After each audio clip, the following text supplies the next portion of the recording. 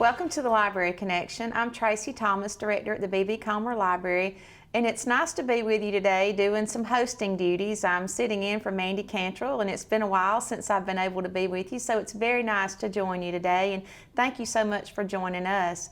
Today we've got a really special guest. I always love doing these interviews with you, Dr. Spears. We've got Dr. Shirley Spears with us, and of course she's a very familiar face to you.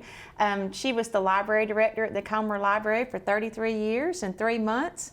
And Dr. Spears still is very involved with library services at the Comer Library. She runs the Comer Library Foundation. So as people may realize, the foundation is a very vital part of our library service because we always say it lets us do the icing on the cake things. And so the program that we're going to be talking to you about today is the upcoming Brown Bag Series. And that's one of our frosting on the cake programs. I'm telling you, it is. It feels good. So it's good to have you with us today. Thank you so much. I appreciate being here and so glad that I still can be a small part of the Comer Library because it's a big piece of my heart. Yes, it is. But one of the things that we all love and the public loves too is our Brown Bag Series. So it's so much fun to be able to say that we're about to try. We were out for about a year and we're about to be back. Well, as everyone knows about COVID, and we wrapped up our last Brown Bag Series in March of 20. Right. And when we wrapped that up, we didn't realize we would have such a long hiatus before we were able to do another one. And we feel like we have put some safety measures in place that we'll talk about in more detail after we talk about the programs themselves.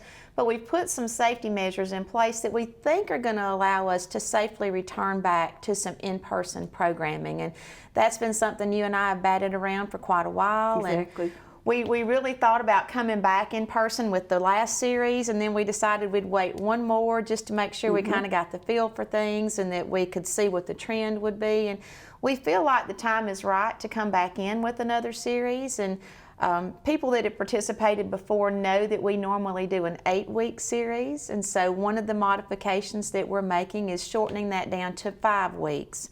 We always think that we want to give you the best things we can give you, but we think we can do that in 5 weeks this time. And we're going to wrap up before we get into the hard part of winter, before maybe other things start floating around, just to kind of protect our audience. So we're really looking forward to that. So today we want to talk to you about the First Bank of Alabama Adult Lecture Series, which will be back in person starting on October the 6th on Wednesday. And a good way to remember that is it'll be every Wednesday in October plus the first Wednesday of November. And we are calling this one Welcome Back History, and I like that title.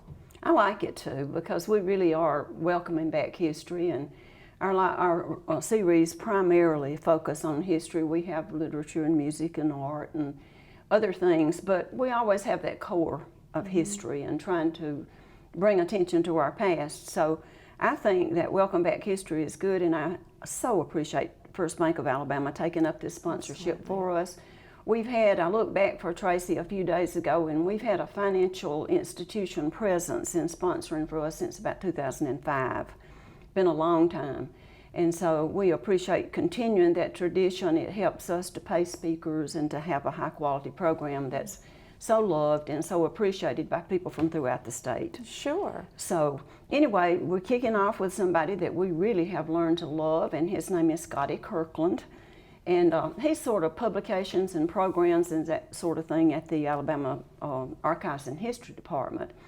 And Scotty's educated down in the South, in Troy, Dothan, and then the University of South Alabama, and he worked for a while down there with David Alsabrook with the Museum of History in Mobile. Came back later, lives in Wetumpka now.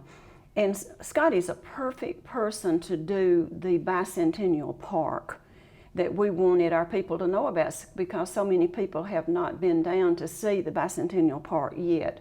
We called it a fast, he titled this, a fast walk through history, Alabama's Bicentennial Park. And their bronze panels, the drawings have been in place for many years, and they were picked up during the bicentennial and brought to fruition. And it starts when Alabama was just a parcel of land and comes all the way up through statehood and covers the people part of our history with the major demarcations of the advance that we've made through life here in Alabama. I think they're quite beautiful. The artist was amazing that did those sculptures representing our state. And I think anyone to take their children and to walk through and to see this, but Scotty will bring also the artistic concept there, and he'll show. They have beautiful, beautiful, they commission professional photographs, and they have beautiful photographs of each panel. There are 16 of them. And he will do a fast walk through our history by showing those panels and telling a little bit about the artist and what the drawings represent.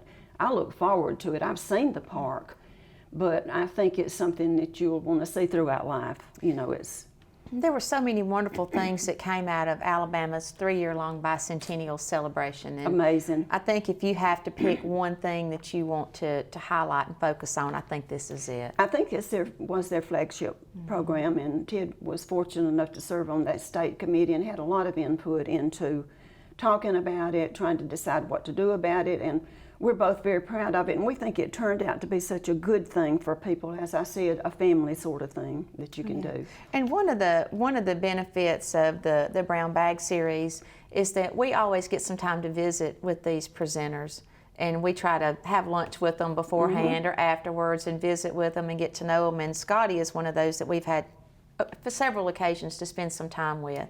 Nice guy. I think he's going to be great with this program. He did the Panama Canal program for us, and I thought it was one of the best programs that we'd ever had. I'm really impressed with Scotty. He's a great kickoff. We tried with this series, these 5 programs that we lined up, to have things that are a little bit uplifting, and they're informative, but they're not so heavy. And so I think that fits the mood of having been in isolation, that you can just come out and sit down and enjoy listening to these people. They're good. I think we've been through such a heavy time. I think it'll be really nice to have something that's a little bit lighter.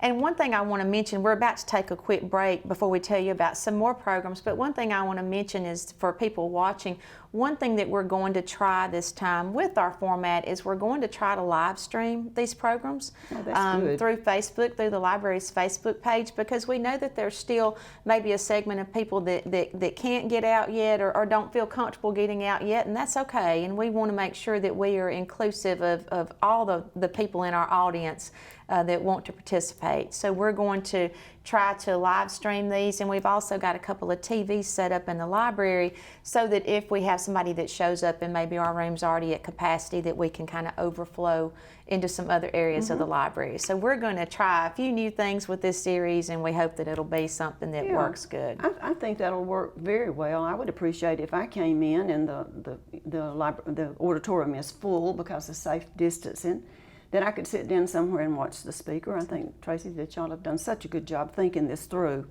and trying to accommodate the public. So we're going to take a quick break, and when we come back, we've got 4 more great programs to tell you about. Since 1848, First Bank of Alabama has been dedicated to our customers and excellence in all areas. With constant improvements to our facilities, to adding new products and services to better serve you, our team is fully engaged in all the communities we serve. First Bank of Alabama knows that time is money, so we offer hometown services with advanced technology that allows you to bank on your own schedule. We want to be your community bank, so stop by. Come see us at First Bank of Alabama, where you're always first. Marble City Pharmacy in Sylacauga is your destination for the highest quality health care. Our knowledgeable pharmacists are always available for questions about your medications or advice on taking over-the-counter products and supplements. Our friendly staff can assist you in choosing from our full lines of compression hose and medical equipment. And don't forget our gift department. We have a great selection of unique gifts for every occasion. Stop by and see us today. Marble City Pharmacy, here for life. Coosa Valley Medical Center, one of the top 10 hospitals in Alabama, is also Sylacauga's largest employer. Services from the emergency room, to surgery, to cancer treatment, to post-stroke care. You won't believe what's right in your backyard.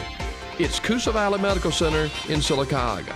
So, if you're sick in Alabama, choose one of the top 10 hospitals in Alabama. That is Coosa Valley Medical Center. Welcome back to the Library Connection. I'm Tracey Thomas. Today we're talking with Dr. Shirley Spears, and we are talking about our return to in-person programming for adults, and we're really excited about this. It's the First Bank of Alabama Adult Lecture Series, and we're calling it Welcome Back History. And so we've just talked about the first program in the series, and let's talk about the second program, because the second one is truly an icon in history. Well, to have Dr. Wayne Flint come to the library over the years has been such a pleasure for us and such an honor for us. He is truly, in many ways, the voice of Alabama. And so we're looking forward to a program that he had planned for us, the last series that we had, and he had some family issues. His wife passed away, and so Rocky Lucas came in and did Alabama songs for us. So now Dr. Flint said, I've got my notes ready. I'm ready to do this program. I want to come back to the B.B. Comer Library later when we can. So he's coming back and do something, and he loves Clay County. Says that's his adopted county. And he'll talk about, his subject is called Settling Alabama, an Alabama family migration story. And so he takes one family and tells the story of them migrating to Sylacauga from Clay County, which is most of our population came in from Coosa and Clay. And all of you know the story of the migration of people up through here. So I think it will be very interesting to look back and to talk about how our city was settled, and for him to hone in on the family. And Dr. Flint's just simply the best, and so we look forward so much to having him and to benefiting from the kind of studies that he's done on local history, state history, national history, and he's just such a voice in that field. You know, Dr. Spears, when you look at people like Wayne Flint, who will come, he comes, and I have to say this every time, he comes because you invite him. Because Dr. Spears has built such a wonderful reputation across the state, a wonderful network of friends and resources that are great presenters for these programs. And then the other thing is, these people of Dr. Flint's caliber, they like to come to Sylacauga because you come. They like to come to Sylacauga because we have such a great audience. And I always want to mention that, we've had some of these presenters tell us, I went to a library one time and they had about 10 people that showed up. And I just think that that's a testament to you. I think that's a testament to this program that you built, because this is your program. But I always have to say that, though, these presenters love coming to Sylacauga because we have such a dedicated audience that shows up, and that means a lot. Well, as much as I'd really love to take the credit for all of this, the B.B. Comer Memorial Library is known throughout the state as one of the finest libraries in the nation. And it was just my wonderful honor to be there for such a long time and to work with it. And of course, we pioneered the brown bag lectures concept. There were a few places that they were doing a few little things and maybe having 10 or 15 people in, but we started really trying to make it sort of a flagship program for us that would involve our community and offer something back that people could learn and they could enjoy, because we're a small town.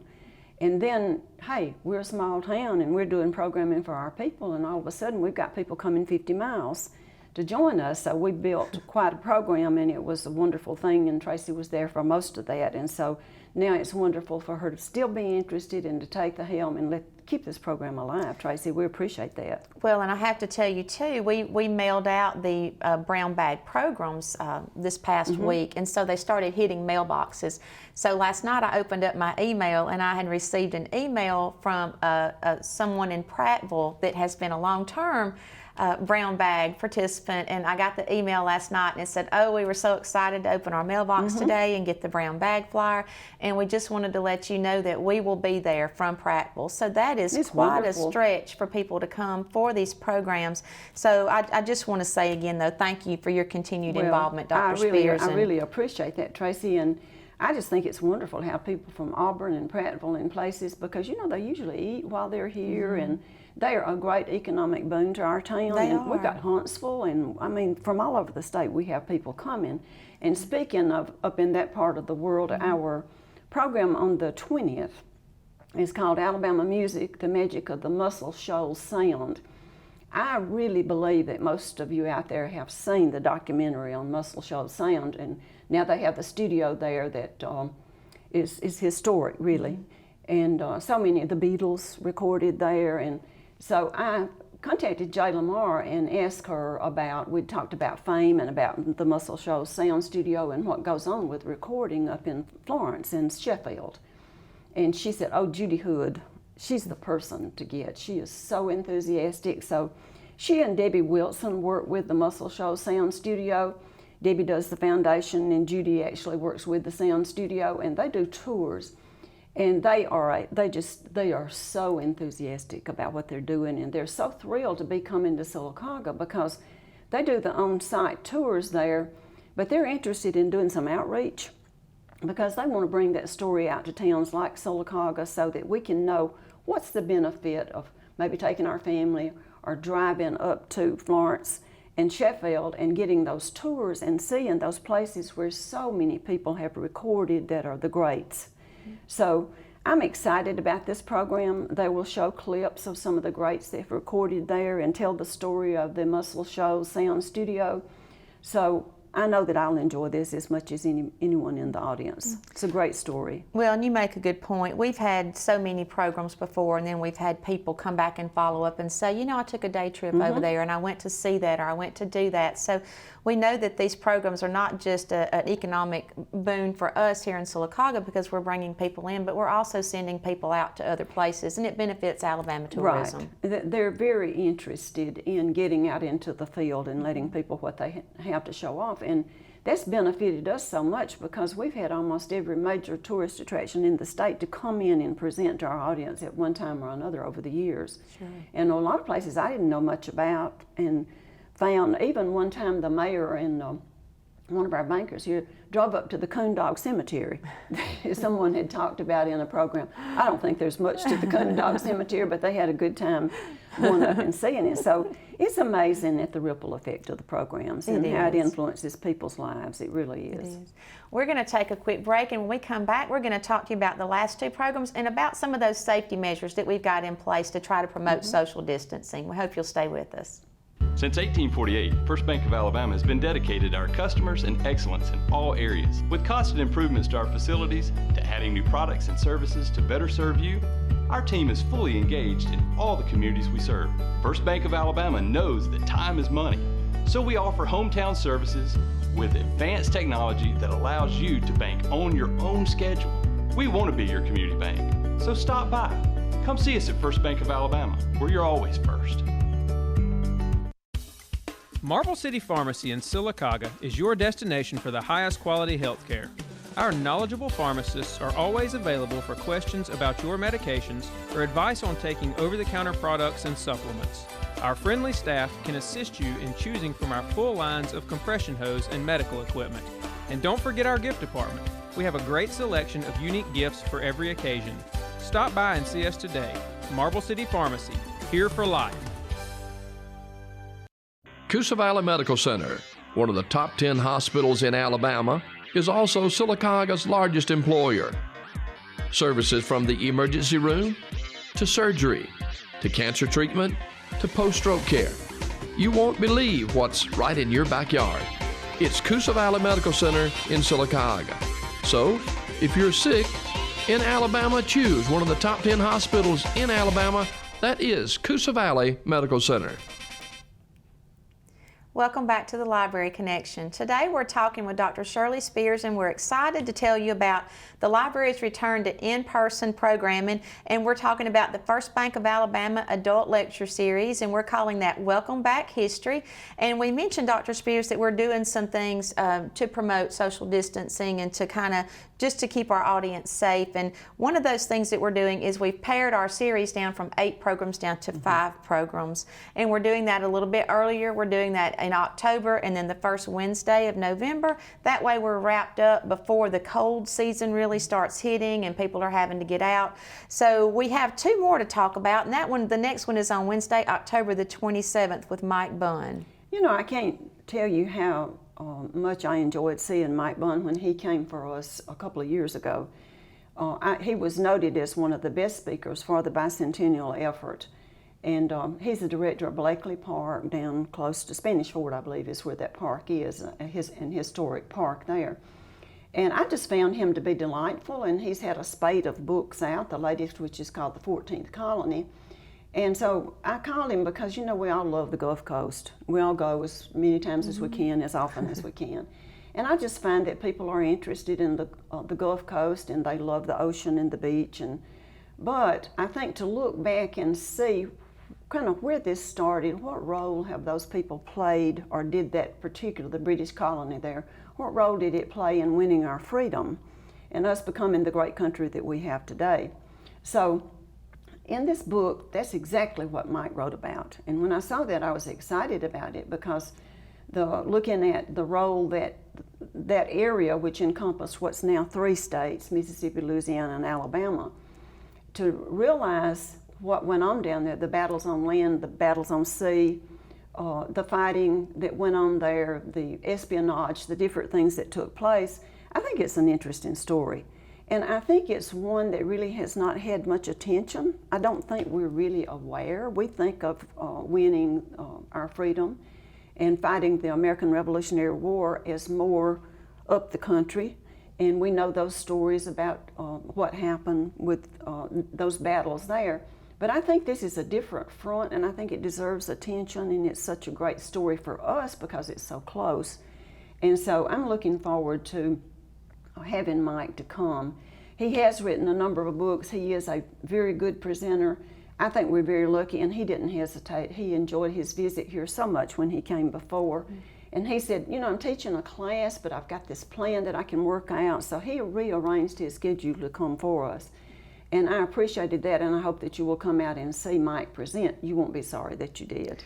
I think we're all so tempted when we think about the Gulf to just think about the tourism aspect of it. You don't think about the historical. Right. So it'll be nice to have that. I think it's been neglected, I really do, and I think we can be a part of bringing that to the attention of the public.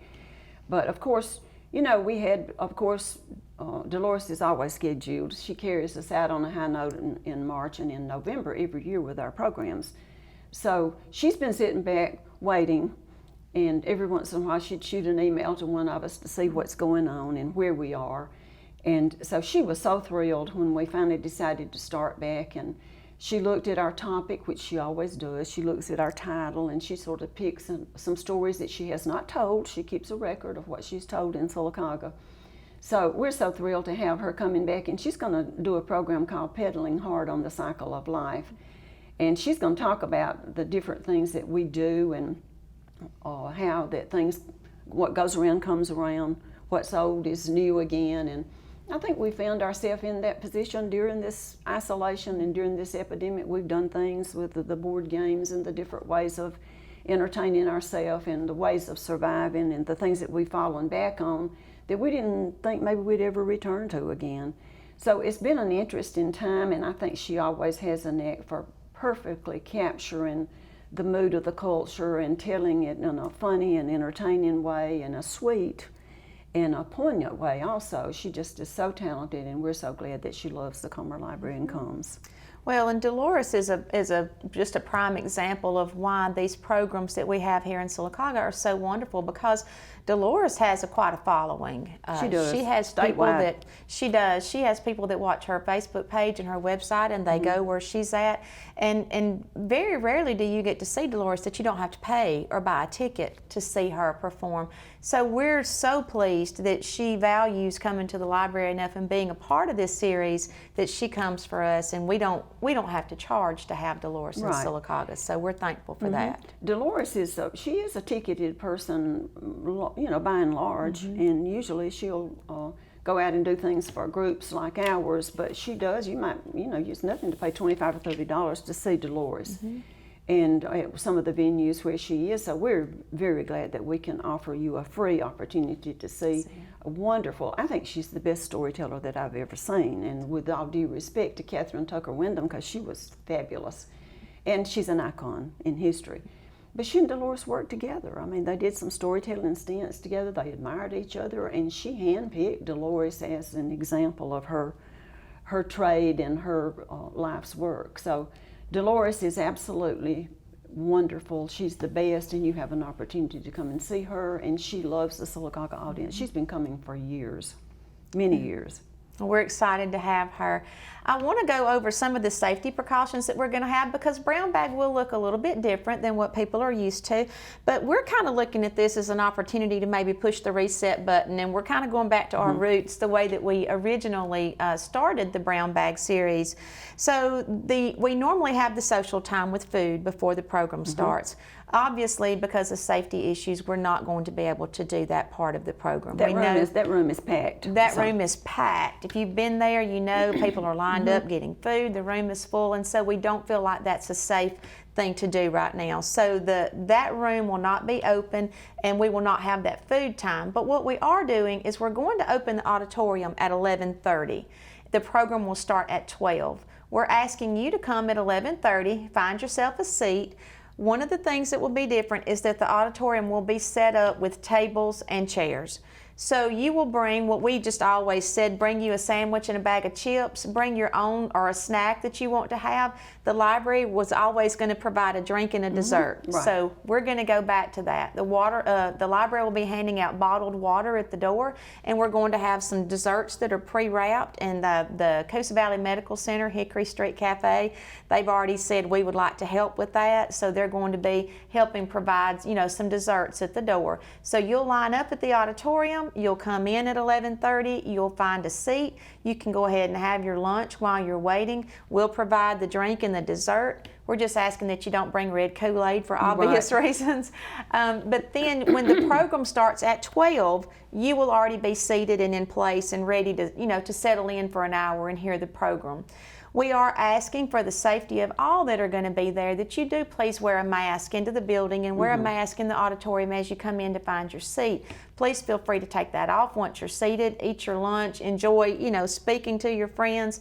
We just don't want to do a lot of mingling is what we're trying to eliminate.